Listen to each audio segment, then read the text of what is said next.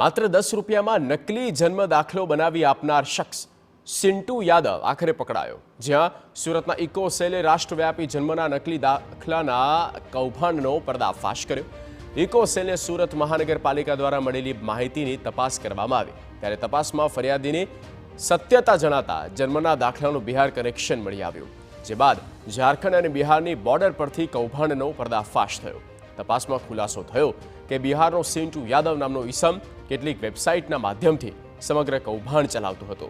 આ કૌભાંડ રાષ્ટ્રીય સુરક્ષામાં ચેડા સમાન હોવાનું અધિકારીઓ જણાવી રહ્યા છે।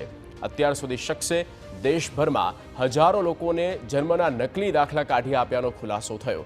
આ ઘટના બાદ પોલીસે આરોપીને ઝડપીને વધુ કાર્યવાહી હાથ ધરી છે।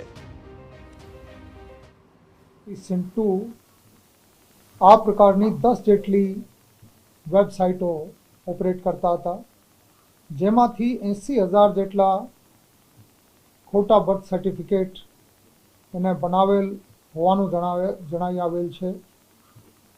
અને એવી જ રીતે આ વેબસાઇટો ઉપરથી 4,000 આધાર કાર્ડ, 1,500 પેન કાર્ડ, 800 ચૂંટણી કાર્ડ અને 2,000 મરણના દાખલાઓ પણ ખોટી રીતે બનાવેલ હોવાનું પ્રાથમિકપણે જાણવા મળેલ છે।